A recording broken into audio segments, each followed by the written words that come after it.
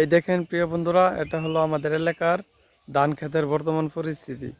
বর্ষাকালে কৃষকদের ধান একেবারে পানিতে তলিয়ে যাচ্ছে সব। দেখেন, ভিডিওটি ভালো লাগলে শেয়ার করে দিবেন। কৃষকদের অনেক কষ্ট হচ্ছে, গৃহস্থদের ধান ঘরে তুলতে। আপনারা সবাই দোয়া করবেন, আল্লাহ যেন সবাইকে হেফাজত করে। এই দেখেন, বিল একবারে পুরো ডুবা ডুবা হয়ে যাচ্ছে।